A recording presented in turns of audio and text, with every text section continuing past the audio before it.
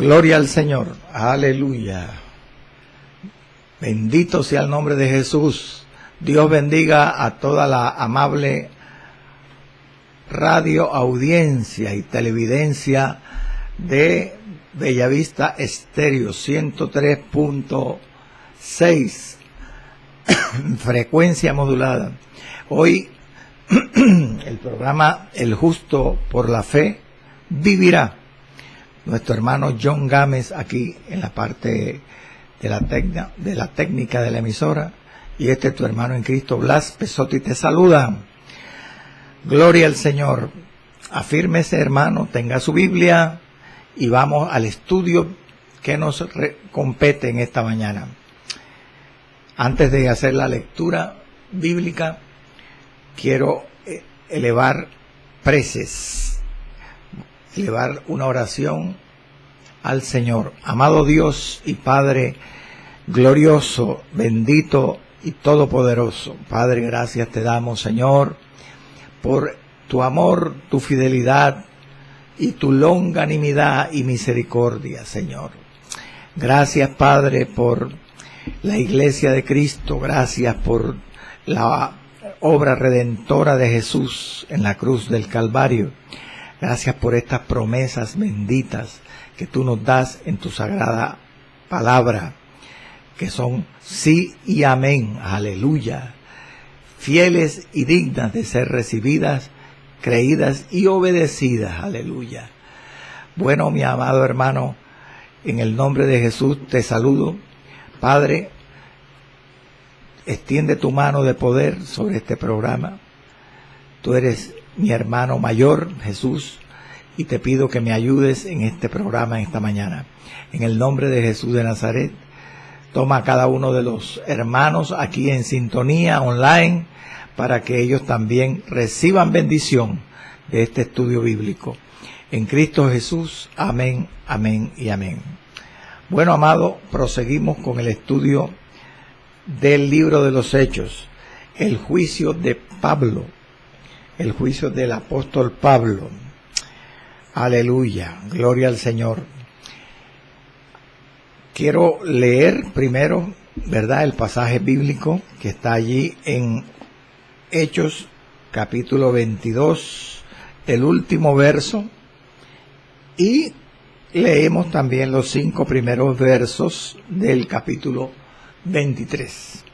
Con la bendición del Padre, del Hijo y del Espíritu Santo. Amén. Aquí se titula en una letra pequeñita, negra, en la Biblia, Reina Valera, Pablo ante el concilio. Y dice la palabra: al día siguiente, queriendo saber de cierto la causa por la cual le acusaban los judíos, le soltó de las cadenas y mandó venir a los principales sacerdotes y a todo el concilio, y sacando a Pablo le presentó ante ellos. Entonces Pablo, mirando fijamente al concilio, dijo: varones hermanos, yo con toda buena conciencia he vivido delante de Dios hasta el día de hoy. El sumo sacerdote Ananías ordenó entonces a los que estaban junto a él, junto a Pablo, que le golpeasen en la boca. Entonces Pablo le dijo: Dios te golpeará a ti, pared blanqueada. ¿Estás tú sentado para juzgarme conforme a la ley, y quebrantando la ley me mandas golpear? Los que estaban presentes dijeron: al sumo sacerdote de Dios injurias, Pablo. Pablo dijo: no sabía, hermanos, que era el sumo sacerdote, pues escrito está: no maldecirás a un príncipe de tu pueblo. Amado Dios, Señor, en tus manos deposito el estudio escritural en esta mañana, Señor. Asísteme, Padre, guíame y respáldame en el nombre de Jesús. Amén, amén y amén. Aleluya. El juicio de Pablo, amado, tercera parte.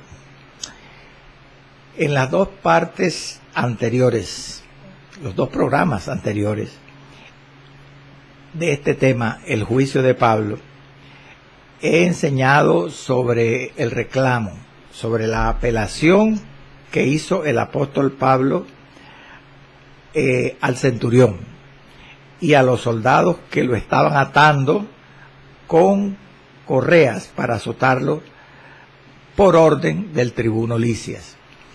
Me dediqué 2 programas a ese pasaje de Hechos 22, del versículo 22 al 29. Hoy, en la tercera parte de este juicio de Pablo, voy a enseñar sobre el juicio del apóstol. Voy a continuar con el juicio, pero específicamente dedicándome a la defensa que el apóstol hace ante el concilio judío, que comienza en el verso 30 del capítulo 22. Es decir, amado, para que no se confunda, esta defensa de Pablo ante el concilio judío, que hoy voy a comenzar, está incluida en el contexto del juicio de Pablo. Amén. Gloria al Señor. Entonces arrancamos. Verso 30. Dice la Escritura que al día siguiente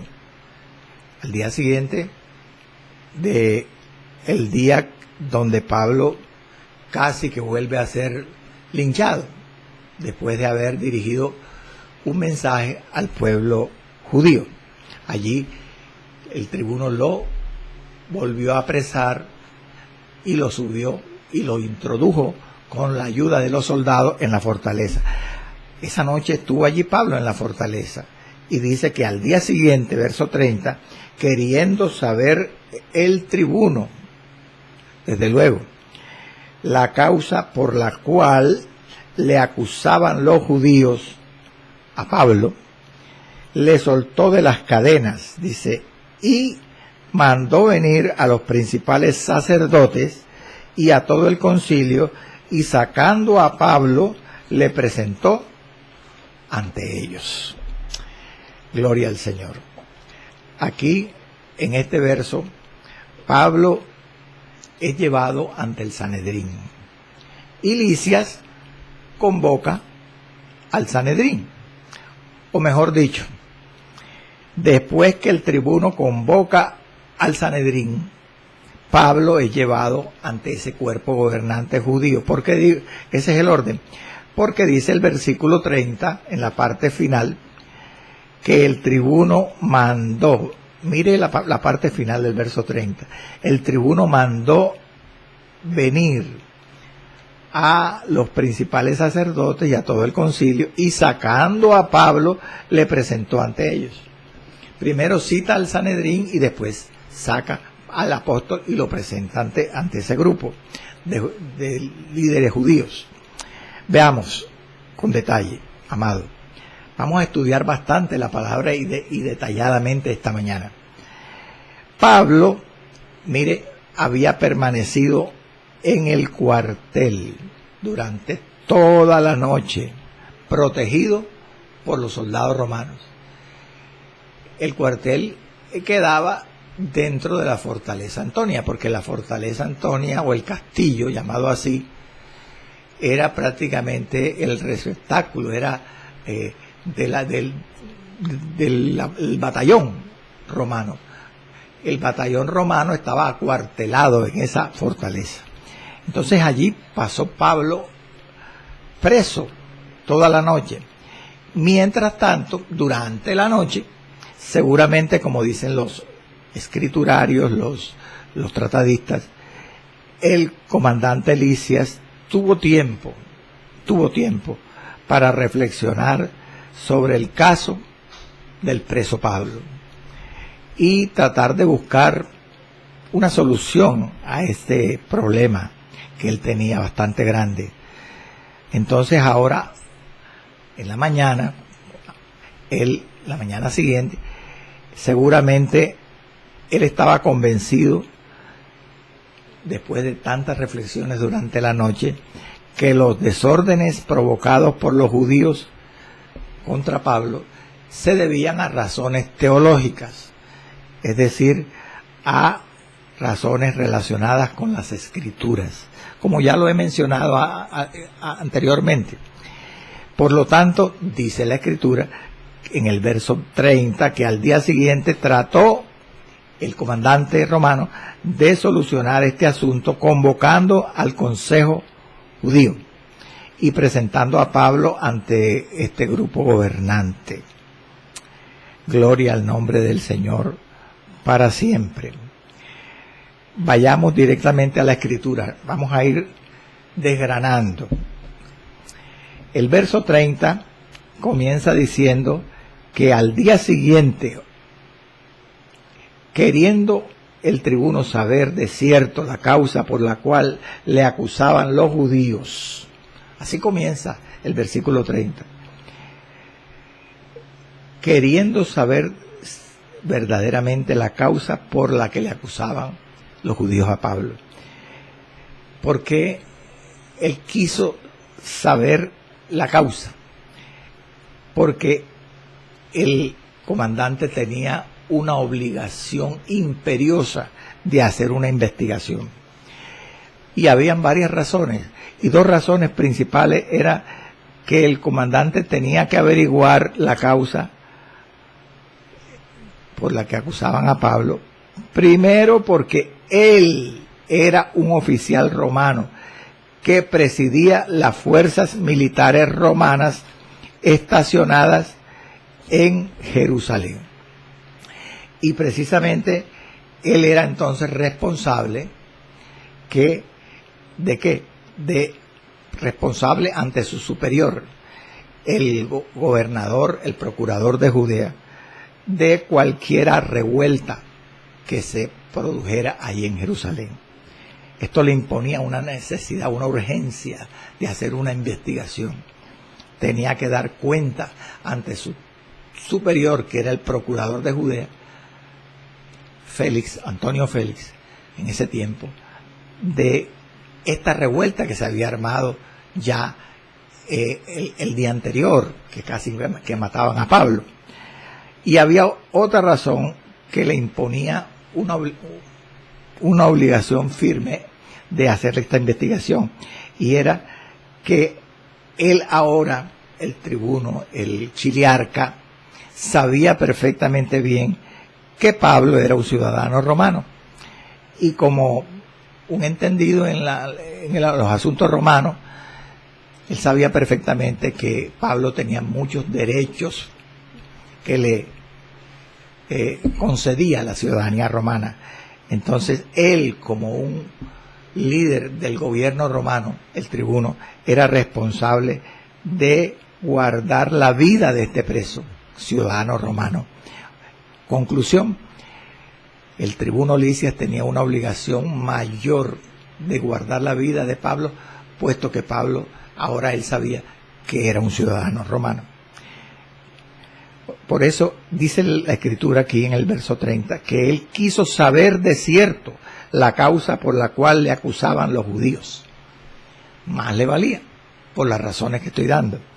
Y sigue diciendo que debido a este deseo de averiguar la causa de la acusación contra Pablo, le soltó de las cadenas, dice el verso 30 enseguida. Hay otra versión que dice el comandante lo dejó libre. El comandante lo dejó libre.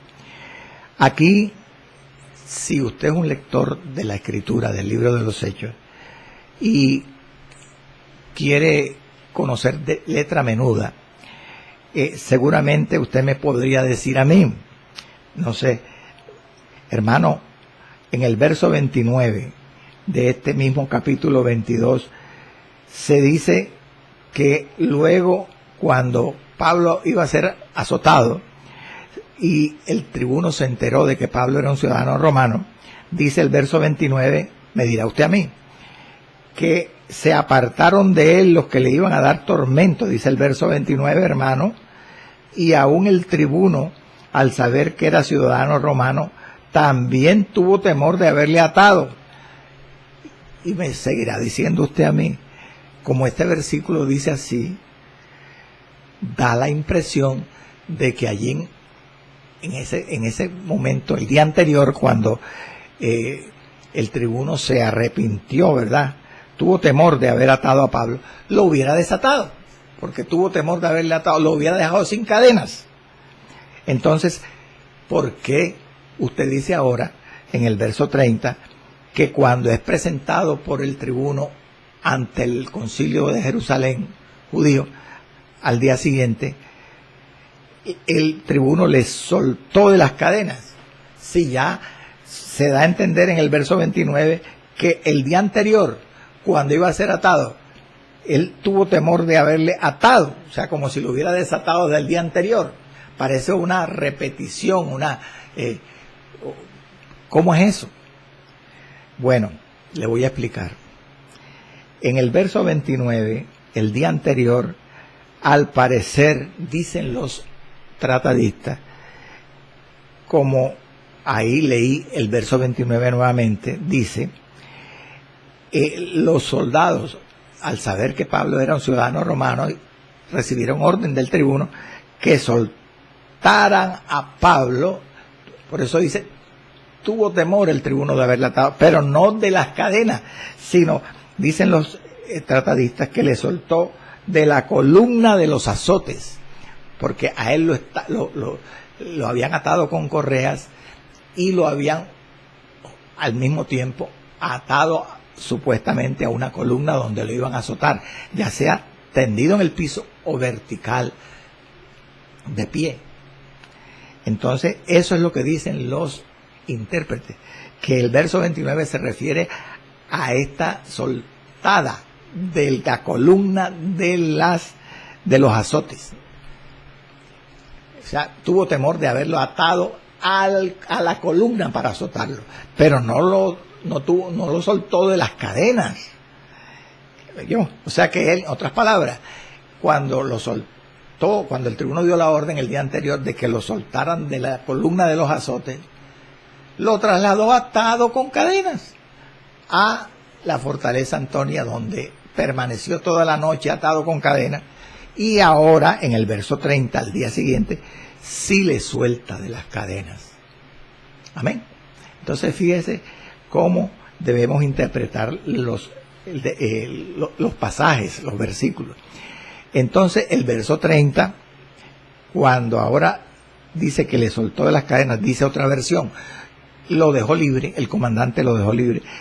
Interpretan los estudiosos bíblicos que Lisias ahora lo deja libre de la custodia, es decir, de las cadenas mismas, y le permite al apóstol, ahora que va a defenderse ante el concilio, que va a disertar ante el concilio, le permite caminar libremente cerca de los soldados que lo estaban guardando allí cerca, pero sin cadenas. Le suelta verdaderamente de las cadenas. Ahora, fíjese que esto es como un acto de deferencia, porque ¿a qué preso lo soltaban? Casi a nadie. ¿Pero por qué lo hace? Lo hace precisamente porque el día anterior se enteró de que era ciudadano romano y tenía como que un compromiso con él, tenía como una culpa, porque ya lo había comenzado a atar y ningún ciudadano romano debía ser ni siquiera atado sin un juicio previo. Entonces él quería descargarse de alguna forma y tiene un acto de deferencia ahora y lo suelta de las cadenas. Amén. Lo suelta de las cadenas. Gloria al Señor. Esto no era casualidad. Y sigue diciendo el verso 30, que después que lo deja libre, lo suelta de las cadenas, mandó venir a los principales sacerdotes y a todo el concilio. Siga la lectura conmigo del verso 30. Es decir, cita a los líderes judíos del Sanedrín, le ordena, le manda a reunirse. Entonces, dicen los estudiosos, los eruditos bíblicos, que si la agitada multitud judía, antes de Pablo defenderse, ante el pueblo judío, en el capítulo 21 al final y en el capítulo 22, que fue esa defensa, si la agitada multitud en ese momento cuando Pablo se defendió, que eso lo estudiamos ya, no pudo de ninguna manera dar una explicación, una razón de la acusación contra Pablo, ahora el tribuno dice o piensa que los líderes judíos sí podrían hallar una acusación, porque el pueblo judío no había dado una razón de la acusación contra Pablo. Vamos a leer el capítulo 21, versículos 33 y 34.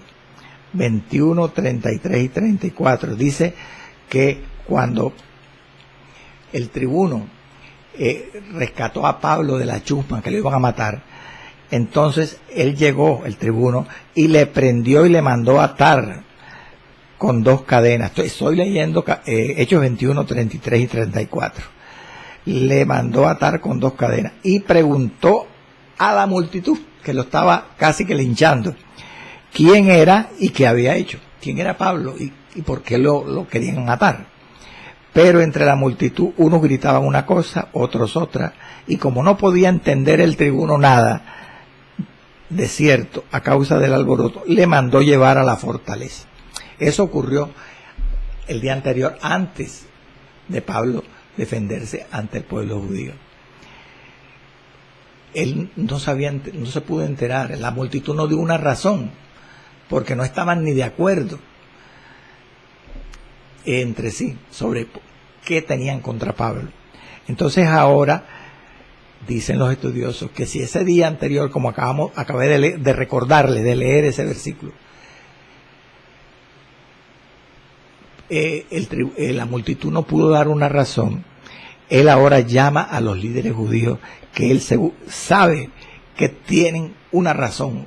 Averiguando bien el caso de Pablo, van a tener una razón que darle a él para justipreciar su agresión contra Pablo.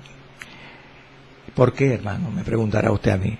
Bueno, el chiliarca, el tribuno, sabía perfectamente bien que cualquiera que fuere la acusación contra Pablo, se trataba de una ofensa contra las costumbres religiosas judías, o sea, contra la ley judía, y que entonces el Sanedrín, eso lo sabía el tribuno, era la institución religiosa capacitada para tratar este problema, porque ellos eran los líderes religiosos judíos que conocían bien las escrituras. Así que él sabía que ahora que llama a esos líderes, ellos le van a dar la razón que él deseaba saber, por la cual tenían destinado a Pablo a matarlo. Él sabía eso porque las razones ya eran teológicas, eran doctrinales. Así que dice el versículo que al día siguiente el tribuno ordenó, fíjese, mandó, dice literalmente la Reina de Valera, al Sanedrín que se reuniera. Dice, mandó venir a los sacerdotes principales y a todo el concilio. Hay que saber en este momento que la administración romana de Judea, de la provincia de Judea, era una administración militar. Eran los militares los que gobernaban allí, porque era el imperio romano el regente. Y debemos saber que en ausencia precisamente, como la administración de allí de Judea era militar, y el procurador, el gobernador de Judea, Antonio Félix, no vivía en Jerusalén, no ejercía su puesto de gobernador en Jerusalén, sino en Cesarea de Palestina, en otra ciudad. Entonces, debemos saber que en ausencia del gobernador que era la cabeza del Imperio Romano para esa provincia y para Jerusalén, el tribuno era el líder del Imperio Romano allí, en ausencia del procurador. ¿Por qué? Porque el tribuno era el que lideraba la guarnición o la compañía de la fortaleza Antonia, era el que lideraba el batallón que supervisaba la paz allí en Jerusalén. Él era el líder. Entonces, él era el representante principal del imperio en Jerusalén. Conclusión: si Claudio Lisias, el tribuno, le ordenaba al Sanedrín que se reuniera, como dice el versículo 30, mandó venir a los principales sacerdotes y a todo el concilio. Hermano, tenían que reunirse, porque el tribuno era la autoridad del Imperio Romano. Los líderes judíos eran líderes en su consejo judío religioso, pero a ellos los mandaba el imperio. Entonces, otra conclusión, esta orden del tribuno de que vinieran los principales sacerdotes y todo el concilio a reunirse, hermano amado, era un acto humillante para los judíos. Ellos no estaban acostumbrados a que les ordenara, porque estos líderes judíos del Sanedrín eran los que ordenaban las reuniones. Pero acá se trataba de algo diferente. Aquí se trataba de que Jerusalén, Israel, estaba bajo el imperio romano. Tenían que obedecer la orden del tribuno. Y era un acto humillante, definitivamente, que un tribuno del imperio tuviera derecho, tuviera atribución para obligarlos a los líderes religiosos judíos a que se reunieran. Eso era humillante. No tenían más remedio que obedecer, que someterse. Dios los estaba ya juzgando al pueblo judío desde hacía rato en la historia, cuando les empezó a enviar imperios que los gobernaban. Primero fue el imperio babilónico, después fue el imperio griego, después fue después del babilónico fue el imperio medo-persa, después del medo-persa fue el griego, y ahora, hacía ya años, era el imperio romano el que se enseñoreaba de ellos. No tenían más que obedecer. El tribuno manda a reunir, llama a los principales sacerdotes y a todo el concilio, dice el verso 30, para que se reunieran. Ahora, ¿dónde se iban a reunir? ¿Dónde se iban a reunir? Ellos no se reunían dentro del templo, porque en el templo al templo no podía entrar ningún gentil.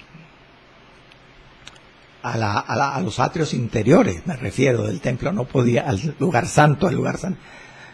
Entonces, ellos habían optado por hacer las reuniones, los líderes del Sanedrín, en la llamada Cámara del Concilio, que estaba ubicada en el ala izquierda, o sea, al occidente, del monte del templo. Allí se reunían. Entre otras cosas, al parecer, como vamos a estudiar, en esa reunión del Sanedrín estuvo presente el tribuno, y el tribuno era un gentil. Entonces, él no hubiera podido estar presente si la reunión del Sanedrín, del tribunal judío, de la corte judía, hubiera sido dentro del templo.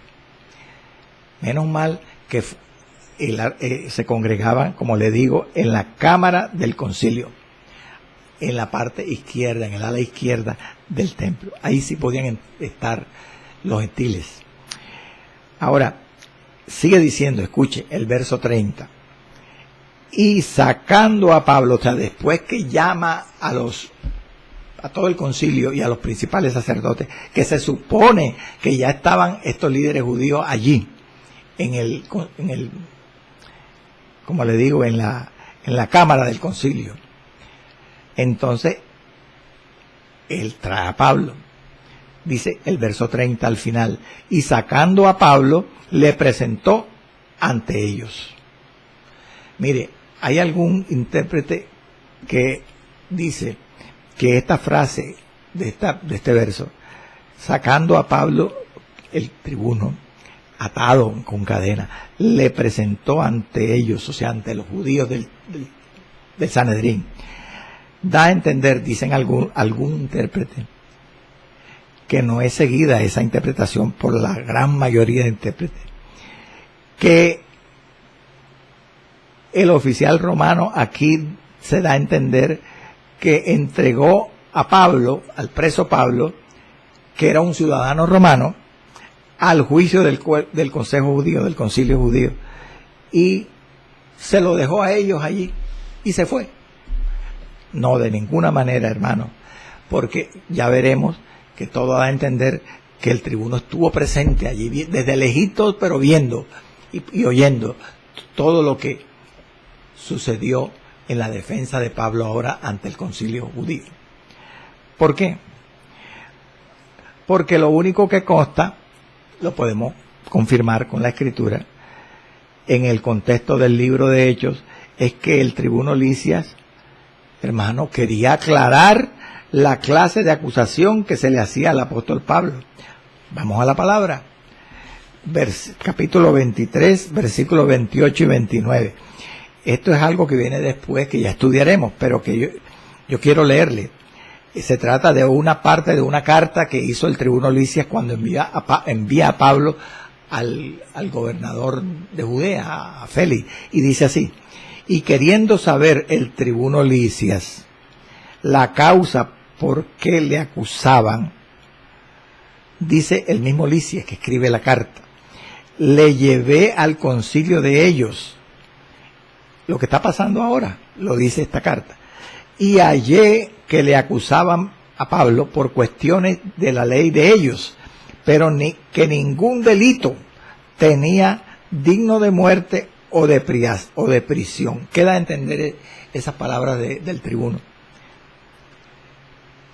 Si dice que él llevó al concilio a Pablo porque quería saber la causa y halló que le acusaban por cuestiones de la ley de ellos, pero no tenían ningún delito de muerte contra Pablo, da a entender claramente, hermano, que el tribuno Lisias estuvo allí, oyéndolo y viendo esa parte del juicio contra Pablo, esa defensa de Pablo ante el concilio judío.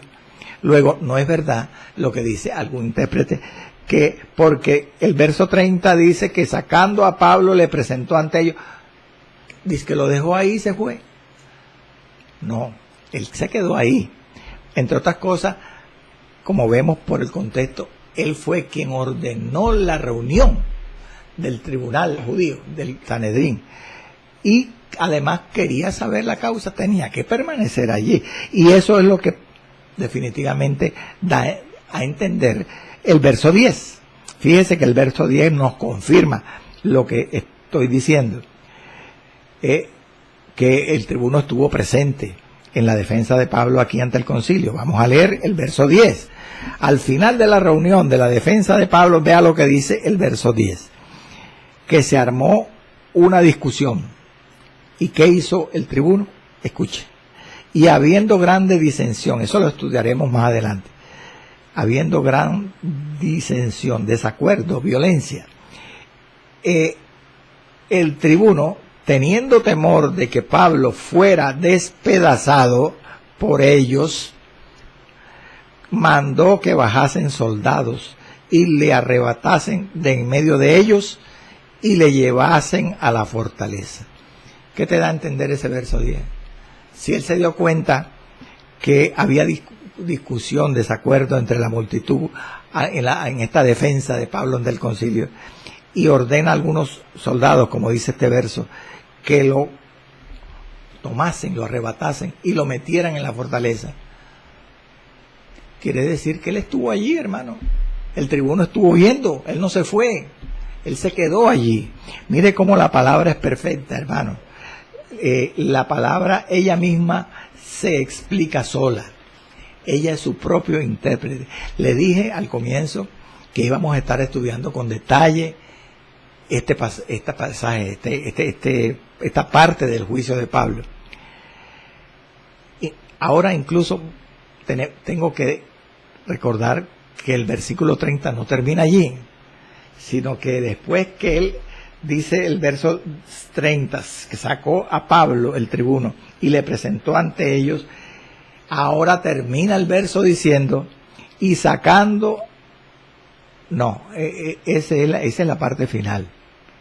Esa es la parte final del verso. Sacando a Pablo le presentó ante ellos. Pero lo que le quiero decir es que hay algo más que nos da a entender esta sentencia, esta parte del versículo. No solo que el tribuno estuvo presente allí, sino que Pablo, o sea, no era lo que los judíos líderes que estaban allí reunidos ahora consideraban de él. Recuerde, amado, que los líderes del Sanedrín habían pensado que Pedro y Juan eran, ¿cómo decirle?, eran hombres ignorantes, sin letras. Vamos a leer lo que dice Hechos 4:13. 4:13 dice que una vez los líderes judíos, viendo el denuedo de Pedro y de Juan que estaban predicando, y sabiendo que eran hombres sin letras y del vulgo, del común de la gente, se maravillaban y les reconocían que habían estado con Jesús. Pero mire que ellos sabían que eran hombres sin letras y del vulgo. Los líderes judíos, da a entender ese verso, consideraban a Pedro y a Juan como hombres iletrados, como hombres ignorantes. En cierto sentido, ellos no eran propiamente ignorantes, ellos tenían la sabiduría de Dios, pero no eran letrados, no eran estudiados, porque eran sencillos pescadores, nosotros eso lo sabemos. Pero mire cómo los tenían a un nivel inferior, los despreciaban. Ahora, si algo había de razón en esto, en este concepto que tenían los líderes de Pedro y de Juan, algo, ahora no pueden decir lo mismo, ahora que están como jueces de Pablo, citados por el tribuno Lisias en Jerusalén, no pueden decir lo mismo de Pablo. ¿Por qué? Porque Pablo era un letrado en las Escrituras, y no solamente, sino era una persona estudiada, era una persona importante, hablaba el idioma de ellos. Recuerde que habló en arameo el día anterior al pueblo judío. No podían decir que era un hombre sin letras del vulgo, como decían o habían dicho de Pedro y de Juan, porque Pablo conocía al dedillo sus costumbres, pues él había sido miembro del Sanedrín, había sido un rabino judío también, antes de convertido al Evangelio. No podían decir lo mismo que decían de Pedro y de Juan con Pablo, o de Pablo, porque Pablo era célebre por su conocimiento de la ley, bendito sea el Señor, y discernía además, conocía todos los terribles errores de doctrina y de conducta que había detrás de cada uno de los miembros de ese Sanedrín. Errores de doctrina y de conducta los conocía Pablo, porque él había sido un miembro de ellos antes de ser cristiano. Aleluya.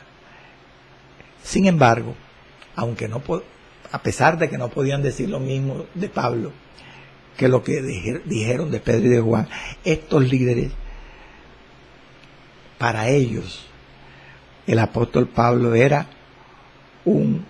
bendito sea el Señor, un destacado rabino fariseo que se había vuelto propagandista de los cristianos, propagandista de los nazarenos, según ellos. O sea, lo tenían despreciativamente, lo consideraban despreciativamente. Ante esta situación, hermano, Pablo se presenta en la sala de audiencia ante el concilio, encadenado, traído por el tribuno.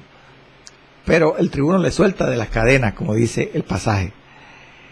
y se presenta ¿dónde? Allí, en la cámara del concilio, en un sitio, en un aposento, situado al lado del templo, en la parte izquierda del templo, en el ala izquierda del templo. Ahora que Pablo comparece ante este grupo religioso líder, debemos recordar, hermanos, todos estos hechos.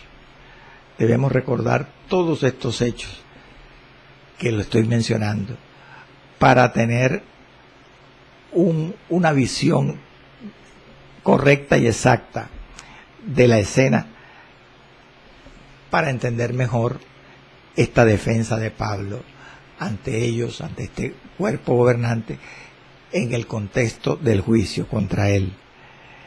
Y sobre todo, entender bien el desarrollo violento de esta reunión, como veremos más adelante.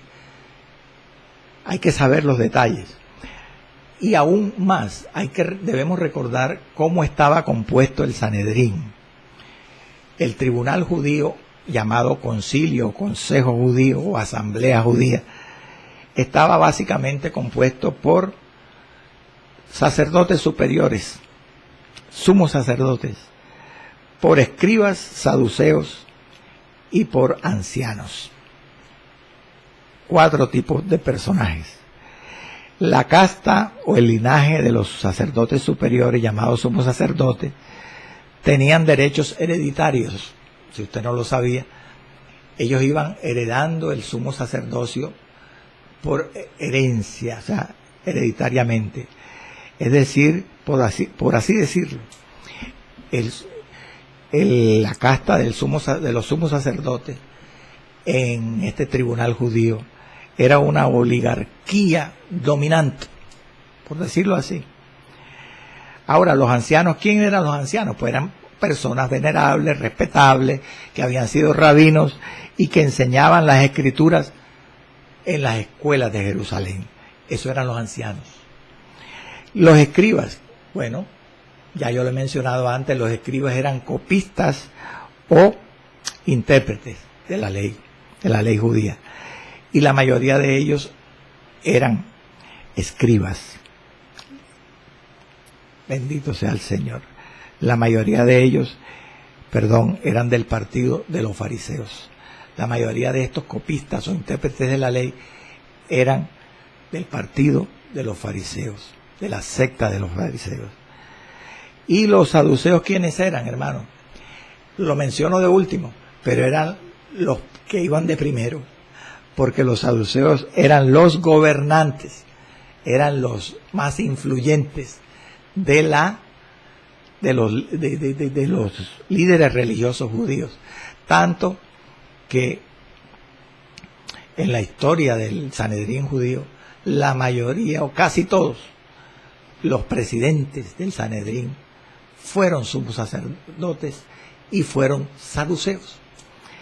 Los saduceos eran los más influyentes entonces, eran ricos, afamados, y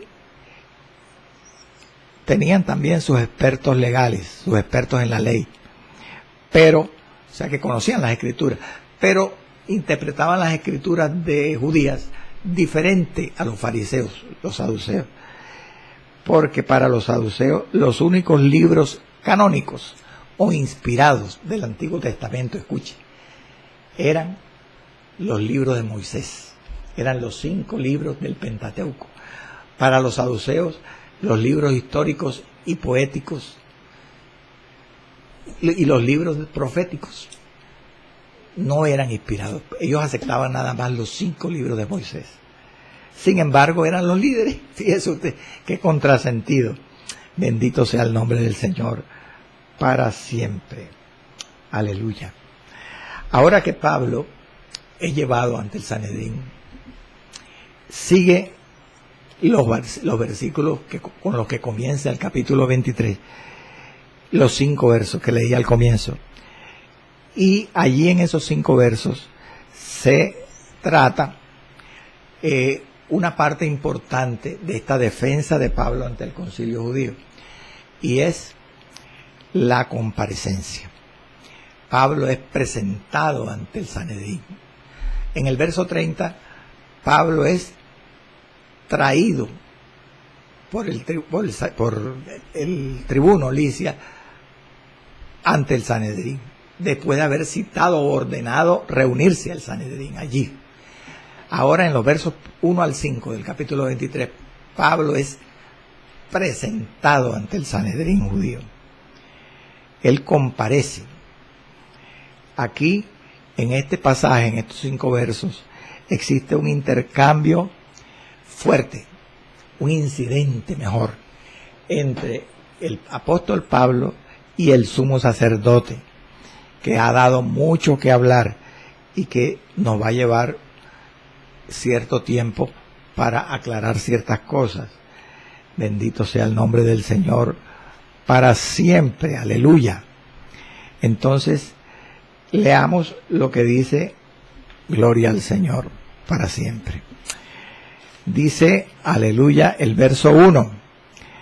Entonces Pablo, mirando fijamente, o sea, después que el tribuno lo presenta ante los líderes religiosos, dice el verso 1 del capítulo 23, que Pablo mira fijamente al concilio y les dice, varones hermanos, yo con toda buena conciencia he vivido delante de Dios hasta el día de hoy. Aquí, en este capítulo 23, en estos 5 primeros versos, en realidad, hermano, continúa el juicio de Pablo. Pero más exactamente, continúa la defensa de Pablo ante este grupo gobernante judío. El verso 30, pues, como algunos intérpretes han dicho, se presenta la acusación. Aquí es donde Pablo se presenta para ser acusado por este concilio judío. Ahora, en los versos 1 al 5, continúa el juicio y más exactamente la defensa de Pablo. Y ocurre algo que es irónico. Escúcheme. El apóstol Pablo, bendito sea el Señor, que había ocupado un asiento allí entre estos jueces, entre estos líderes religiosos judíos que ahora lo van a juzgar a él, Ahora, o sea, eso había ocurrido hacía muchos años. Pablo, irónicamente, él debía estar pensando eso. Había ocupado un asiento como un líder religioso allí entre ellos. Ahora, Pablo, que había sido uno de ellos, es juzgado por ellos, porque en ese tiempo que fue uno de ellos, fue un rabino judío. Ahora, él está allí en el concilio judío, ante el concilio judío, como preso, para ser juzgado por ellos. Y precisamente, hermano, una doble ironía, en el mismo lugar donde más de 20 años antes, Esteban, el diácono, el evangelista, el mártir, se había parado contra quien el apóstol Pablo había dado su voto de condenación, por lo cual lo mataron apedreado. Ese es el panorama, esa es la realidad. Entonces dice el verso 1, Pablo, mirando fijamente al concilio, dijo, varones hermanos, yo con toda buena conciencia he vivido delante de Dios hasta el día de hoy. Pablo empieza a hablar, dice el verso 1, pero Lucas, el autor del libro, no da ninguna introducción, sencillamente, abruptamente, desde el verso 30 del capítulo anterior, cuando el tribuno Lisias lo presenta entre ellos, comienza diciendo Lucas en el versículo 1 del capítulo siguiente, entonces Pablo mirando fijamente al concilio, es decir, no hay ninguna presentación de Pablo, pero a pesar de ello, que en el libro de Hechos no hay ninguna presentación, dicen los estudiosos bíblicos, o suponen, que algún oficial, el oficial judío que presidía las reuniones del Sanedrín, que no era otro que el sumo sacerdote, que en este caso era Ananías, como dice el verso 2, que se llamaba el sumo sacerdote. Dicen los estudiosos que este personaje, oficial judío, seguramente hizo lo que podríamos, llamar una ceremonia de apertura. Haría alguna ceremonia de apertura que Lucas, el autor del libro, la omite, no la menciona, que era acostumbrada, desde luego, en esas reuniones. Y luego, el comandante romano seguramente, dicen los tratadistas, bendito sea el Señor, pidió a la corte judía, a esos líderes, que le proveyeran de alguna información que le permitiera entender a él las diferencias teológicas que tenían con Pablo, por lo cual le acusaban. Todo esto tuvo que ser parte de la introducción a lo que dice el verso 1. Gloria al nombre del Señor para siempre. Aleluya. Entonces, al final, Pablo habla. Ahora encontramos a Pablo que se le permite hablar. El líder, el sumo sacerdote, le permitió tomar la palabra, pero dice que él no habló enseguida. El versículo 1, que ya es la tercera vez que lo voy a leer, dice que Pablo, antes de hablar, miró fijamente al concilio y después habló. Miró fijamente al concilio. ¿Y qué fue lo que habló? Unas palabras que encolerizaron al sumo sacerdote. Yo con toda buena conciencia he vivido delante de Dios hasta el día de hoy, le dijo Pablo a los líderes judíos. Como vemos por lo que dice el verso 2, al sumo sacerdote le pareció atrevida y arrogante la intervención o las palabras de Pablo, y seguramente hasta la actitud de mirarle fijamente a ellos antes de hablar. ¿Por qué dicen así los estudiosos? Porque el verso 2 dice que el sumo sacerdote Ananías ordenó entonces a los que estaban junto a Pablo que le golpeasen en la boca. Sí, lo que da a entender que no le cayó bien la actitud de Pablo y las palabras del apóstol. Pero en realidad, ¿qué podemos decir de las palabras de Pablo? Tenía razón el sumo sacerdote. Fue una declaración, la de Pablo, osada, atrevida y orgullosa.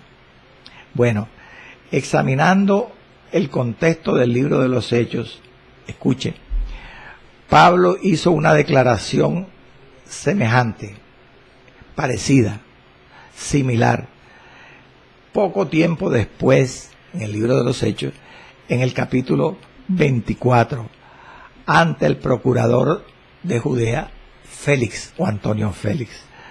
¿Qué dijo Pablo en aquella ocasión? Eso lo estudiaremos con detalle después. Dijo, yo he traído la cita, hablándole al procurador de Judea, le dijo, procuro, porque también se iba a defender ante ese procurador Félix, dijo, procuro tener siempre una conciencia sin ofensa delante de Dios y delante de los hombres. Observe usted que estas palabras que le estoy citando del capítulo 24 ante el gobernador Félix de Pablo son muy parecidas que las que él ahora menciona en el versículo 1 del capítulo 23 ante el Sanedrín judío. Entonces, ¿qué podemos decir? Que esto no era raro, que Pablo ya había tomado esta actitud y había mencionado palabras semejantes, o las mencionaría después, porque todo sucedió después. Entonces, eran realmente, me preguntará usted a mi hermano, no de rodeos, era realmente unas afirmaciones orgullosas, atrevidas las de Pablo, decir así, que no tenía una conciencia que lo acusara delante de Dios y los hombres. Bueno, para dar una respuesta a esta pregunta, debemos comparar, o podemos comparar, el repaso que Pablo hace de su vida anterior en este versículo 1, porque realmente está repasando su vida al decir que él tenía una buena conciencia porque sabía que había vivido delante de Dios hasta ese día con una buena conciencia. Entonces está repasando su vida anterior. Entonces podemos comparar esto que dice él en el verso 1, que acabo de decirle que lo repitió prácticamente ante el gobernador Félix en el capítulo 24, lo podemos comparar con lo que él le dice a la iglesia en Filipos, Filipenses 3:6. Al final de este versículo 6, Pablo afirma que él era en cuanto a la justicia que es en la ley judía, irreprensible, es decir, con una total buena conciencia en cuanto a la ley judía. Entonces, ahora sí concluyamos, si había arrogancia o había, bendito sea el nombre del Señor, bendito sea el nombre del Señor, en las palabras de Pablo, si había gloria al Señor para siempre, aleluya, osadía, atrevimiento o arrogancia. Veamos, Pablo podía apelar muy bien al testimonio de su conciencia. Él era libre para dar un concepto delante de los hombres de su conciencia, del estado de su conciencia, ante el tribunal de Israel, ante los judíos.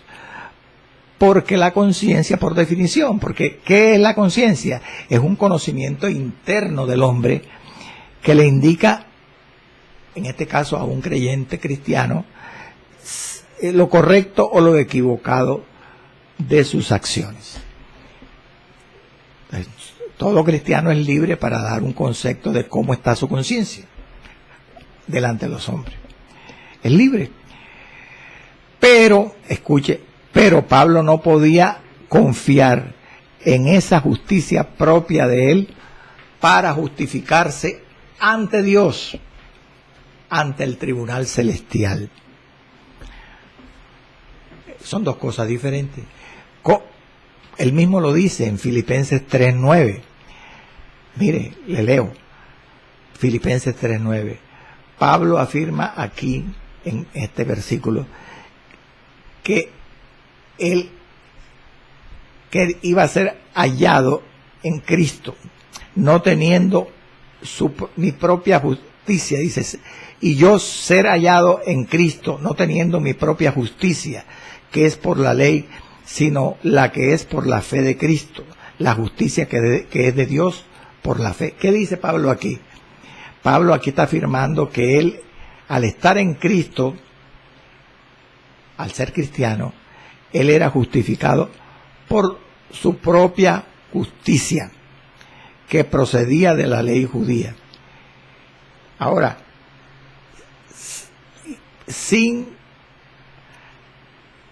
como él afirma que él al estar en Cristo no era justificado por su propia justicia, al revés, corrijo, sino que él era justificado era por la justicia de Cristo. Luego Pablo era claro en sus epístolas, en Filipenses aquí en particular, que él no podía confiar en su conciencia, por más pura que fuera, como una base segura ante la presencia de Dios.